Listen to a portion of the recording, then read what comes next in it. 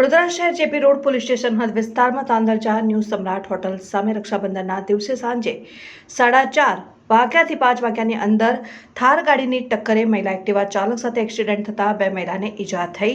સાથે એક મહિલા બેભાન થતા તાત્કાલિક નજદીકના પ્રાઇવેટ હોસ્પિટલમાં લઈ જવામાં આવતા જે બાદ ગાડી ચાલક સ્થળ ઉપરથી ભાગતો હોય તે દરમિયાન પબ્લિક દ્વારા પત્રકાર 4 રસ્તા ટ્રાફિક સિગ્નલ પરથી પકડી પાડીને ઠાર ચાલકને પોલીસ સ્ટેશન લઈ જવામાં આવ્યો। જે બાદ પોલીસ દ્વારા કડક કાર્યવાહી કરવામાં આવી નહીં અને કેસની ઢીલી કાર્યવાહી કરવામાં આવી। સૂત્રો દ્વારા જાણવા મળ્યા મુજબ રૂપિયાની લેતી દેતી કરી સમાધાન કરાવી પોલીસ દ્વારા કેસ રફેદફે કરવામાં આવ્યો।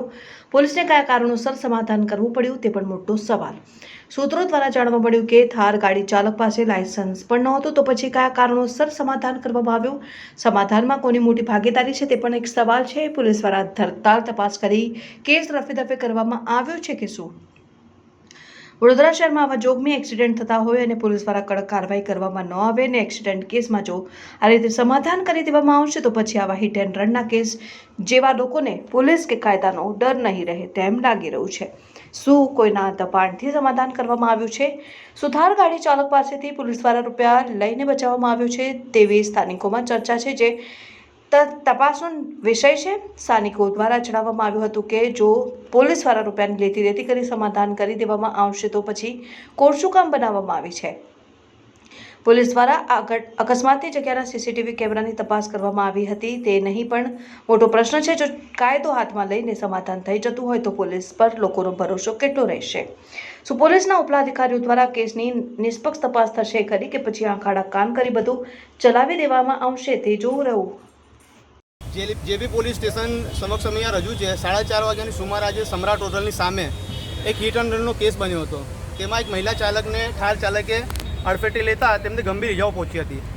તે દરમિયાન પબ્લિકે તે ઠાર ચાલકને પકડી પાડ્યો હતો અને પોલીસના હવાલે કર્યો હતો।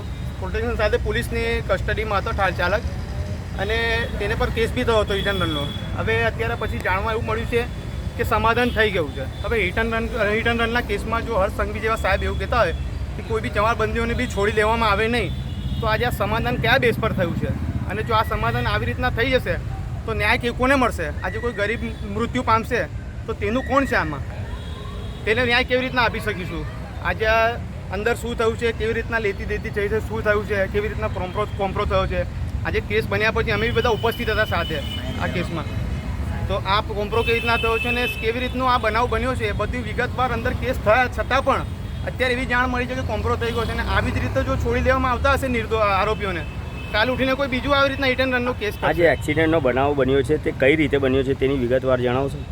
એકચ્યુઅલી સમ્રાટ હોટલની આગળ એક પૂર ઝડપે થાર ગાડી હતી જે તમે જોઈ શકો છો મારી પાછળ જ છે, આ નંબર છે એના અને કાર ચાલક સ્પીડમાં હતો ને તેમણે મહિલા એક્ટિવા લઈને જતા હતા તો એમને અકસ્માત કરી અને ગંભીર ઇજાઓ પહોંચાડી હતી। અત્યારે બી એમની જે ડોટર છે તે દવાખાનામાં છે અને પછી એમને બોલ્યા પછી કેવી રીતના સમાધાન થયું છે, કયા બેઝ પર થયું છે, પોલિટિકલ દબાણના બેઝ પર થયું છે કે કોઈ બીજા કેસ પર થયું છે, પૈસાના જોર પર થયું છે સમાધાન, કયા બેઝ પર સમાધાન થયું છે તેની જાણ તો જરૂરી છે ને। આજે અહીંયા કોઈ ગરીબ સાથે આ થઈ ગયા વાંચશો તો તમે ગરીબનું કોણ પછી એનું કોણ સમાધાન કરી આપવામાં આવશે? આજે તો આની વિગતવાર મેં સાહેબશ્રીને કહું છું કે આને આગળ કાર્યવાહી આની કરે અને આની જે પૂછતાછ છે એને છે તે અમે ન્યાય માંગીએ છીએ કે આજે તમે આ કરો કારણ કે કોઈ બીજા સાથે ના થાય એની માટે। પૈસાના જોર પર આજે જો બધું થઈ જતું હોય, આજે પૈસાના જોર બધું થઈ જતું હોય તો લોકો પછી ન્યાયનું શું જરૂર છે? આ બધી વસ્તુની સંસ્થાપકની શું જરૂર છે, વ્યવસ્થાપકની શું જરૂર છે? પછી પૈસાથી જો સમાધાન થઈ જતું હોય તો આજે પછી બીજા લોકો જે ન્યાય માંગવા ક્યાં જાય અને તેમની માટે શું?